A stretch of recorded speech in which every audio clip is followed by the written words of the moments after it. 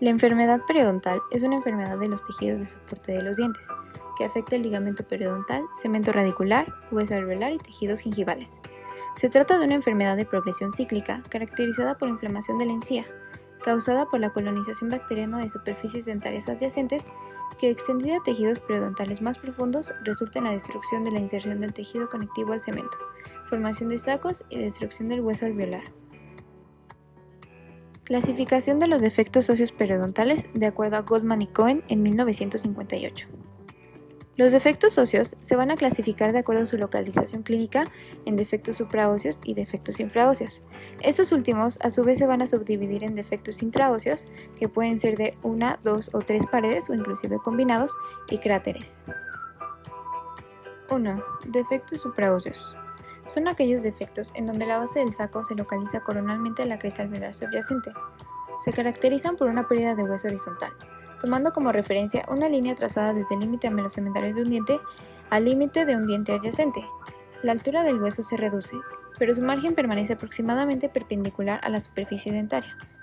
Radiográficamente, la pérdida ósea horizontal se observa como pérdida interproximal del hueso que mantiene la cresta alveolar más o menos paralela a la línea imaginaria del límite amelocementario. 2. Defectos infraóseos. Son aquellos en los que la base del surco tiene una localización apical a la cresta alveolar adyacente. Se caracterizan por una pérdida vertical o angular de hueso. El nivel del hueso no es paralelo a la línea trazada entre los límites amelocementarios de dos dientes contiguos. Por lo tanto, son aquellos que ocurren en una dirección oblicua, dejando un canal ahuecado en el hueso junto a la raíz. La base del defecto se encuentra apical al hueso circundante. Se pueden reconocer dos tipos de defectos infraóseos: los defectos intraóseos y los cráteres. Defectos intraóseos. Pueden ser clasificados de acuerdo a su morfología en términos del número de paredes óseas residuales, ancho del defecto y según la extensión topográfica alrededor de la raíz. Desde el punto de vista del número de paredes óseas residuales, encontramos defectos de 3, 2 o 1 pared, e inclusive combinado. Defecto de 3 paredes. Comúnmente aparecen en las zonas interdentales, encontrando intactas las paredes óseas proximal, vestibular y lingual. Muchas veces estas lesiones son anchas y poco profundas, mientras que en otros casos encontramos lesiones estrechas y muy profundas. Están rodeadas por 3 paredes óseas y la superficie radicular será una cuarta pared. Radiográficamente se observa una radiolucidez total en el área interdental, lo que nos indica que las tablas óseas vestibular y lingual están destruidas. La pérdida ósea horizontal expone la bifurcación. Defecto de 2 paredes. Suelen aparecer en las zonas interproximales. Las paredes vestibular y lingual suelen estar intactas, pero no la pared proximal, que normalmente está destruida. Radiográficamente se aprecia cierta radiolucidez en el área interproximal, pero aún se observa la presencia de las paredes vestibular y lingual. Defecto de una pared. Habitualmente aparecen en el área interdental. Normalmente observamos la pared proximal y las paredes vestibular y lingual destruidas. Si la pared remanente es proximal, se denomina defecto hemiseptal, que son aquellos defectos verticales de una raíz adyacente a otra, en que la mitad del septo queda indemne. Radiográficamente, existe ausencia de una de las paredes que rodean el órgano dental, más frecuentemente en la zona mesial de los molares. Defecto combinado. Es cuando el número de paredes en la porción apical del defecto puede ser mayor que en la porción oclusal. Radiográficamente existe pérdida ósea alrededor de todo el diente, y se presenta con pérdida de hueso casi igual en las raíces de los dos dientes adyacentes. Cráteres. Son definidos como un defecto en forma de copa o taza en el hueso alveolar interdental, con pérdida de hueso casi igual en las raíces de dos dientes adyacentes, y de una posición más coronal de la cresta vestibular y lingual o palatina. Este defecto puede ser considerado como el resultado de la extensión apical de la periodontitis, a lo largo de dos raíces adyacentes, en un área interproximal relativamente estrecha. Radiográficamente, los cráteres interdentales se ven como áreas irregulares de densidad reducida en las crestas óseas alveolares. Los cráteres generalmente no están demarcados bruscamente, sino que se mezclan gradualmente con el resto del hueso. Tratamiento de los defectos óseos. 1. Regeneración tisular guiada. Es la nueva formación de hueso alveolar, tejido conectivo y ligamento periodontal mediante la exclusión de células epiteliales al colocar una membrana que actúa de barrera interceptora.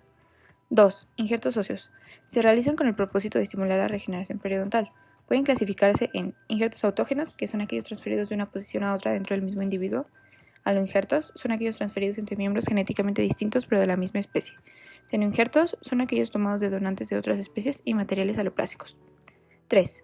Proteínas derivadas de la matriz del esmalte, indicados en defectos de 2 o 3 paredes. Clasificación de las lesiones de Furka. De acuerdo a diversos estudios realizados a lo largo del tiempo, se han establecido diferentes clasificaciones para las lesiones de Furka, siendo los principales autores Lickman, Goldman, Hamp y colaboradores, Ranford y Ash, Tarnow y Fletcher, Escoe y Capin, Fedi y Richetti. Lickman en 1953 estableció una clasificación de las lesiones de Furka en 4 grados. Grado 1. Es la etapa incipiente o temprana de la afectación. El bolsillo supraóseo y afecta principalmente a los tejidos blandos. Radiográficamente generalmente no se encuentran cambios. Grado 2. Puede afectar una o más de las bifurcaciones del mismo diente. Si hay múltiples defectos no se comunican entre sí porque una porción del hueso permanece adherido al diente. Radiográficamente la presencia de flechas indica una posible implicación de la Furka. Grado 3. El hueso no está unido a la cúpula de la Furka. La abertura puede estar llena de tejido blando y puede no ser visible. Las radiografías muestran el defecto como un área radiolúcida entre las raíces del diente. Grado 4. El hueso interdental se destruye y los tejidos blandos han retrocedido apicalmente, para que la abertura de la bifurcación sea clínicamente visible. Radiográficamente hay un túnel entre las raíces de ese diente afectado. Goldman, por su parte, en 1958, estableció una clasificación de las lesiones de Furka en 3 grados, denominando el grado 1 incipiente, en donde radiográficamente casi nunca se observan cambios. El grado 2 lo denominó cul-de-sac o en español fondo de saco, en donde puede mostrarse o no el defecto en la radiografía. Y el grado 3, denominado de lado a lado, radiográficamente existe una presencia de un túnel entre las raíces del diente afectado, observando un espacio radiolúcido claro. Hamp y colaboradores en 1975 estableció una clasificación de lesiones de Furka en 3 grados. Grado 1.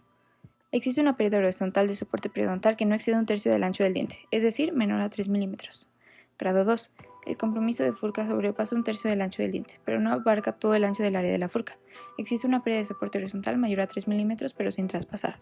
Y grado 3. El compromiso de Furka implica una destrucción completa del soporte periodontal. Existe una pérdida horizontal de lado a lado.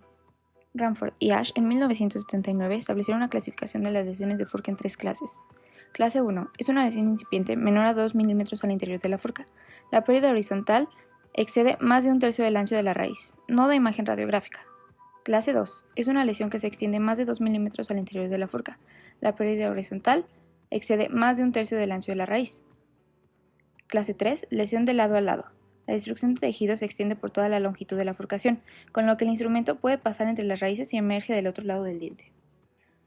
Tarnow y Fletcher en 1974 establecieron una clasificación de lesiones de Furka en base a la pérdida ósea vertical. Subclase A. Existe una pérdida vertical de hueso de 3 milímetros o menos. Radiográficamente hay compromiso de bifurcación temprana, sugerido por aspecto difuso en la bifurcación. Subclase B. Existe una pérdida ósea de 4 a 6 milímetros. Radiográficamente hay implicación de la Furka indicada por el engrosamiento del espacio periodontal. Subclase C. Existe una pérdida vertical ósea mayor a 7 milímetros. Por su parte, Escoe y Capin en 1984 establecieron las mismas subclases que Tarnow y Fletcher, pero por tercios. Fedi en 1985 combina la clasificación de Glickman y Hamp, al igual con grados de 1 al 4, pero la diferencia es que se subdivide el grado 2 en 1, que sería menor a 3 milímetros, y 2, que sería mayor a 3 milímetros. Richetti en 1982 estableció una clasificación de las lesiones de Furka en clases. Clase 1. Existe 1 milímetro de pérdida de soporte. Clase 1A. 1 a 2 milímetros de pérdida horizontal. Clase 2. 2 a 4 milímetros de pérdida horizontal. Clase 2A. 4 a 6 milímetros de pérdida horizontal. Y clase 3. 6 milímetros de pérdida horizontal. Tratamiento de las lesiones de Furka. En lesiones de Furka grado 1 basta con realizar un raspado y alisado radicular, que en la mayoría de los casos resolverá la lesión inflamatoria, o una plasia de la Furka, que consiste en un acceso quirúrgico, raspado y alisado radicular, osteoplastia y odontoplastia. En lesiones de Furka grado 2 se puede realizar plastia de la Furka, tunelización, regeneración tisular guiada o extracción. La tunelización se refiere a una exposición quirúrgica de la furcación, que consiste en comunicar ambos lados de la furcación mediante un túnel, de tal forma que sea posible el paso de un cepillo interdental por esta.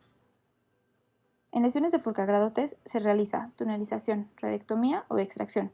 La radiectomía consiste en la sección y la eliminación de 1 o 2 raíces de un diente multiradicular, y ante situaciones en las cuales la pérdida de inserción es tan extensa, la extracción está indicada.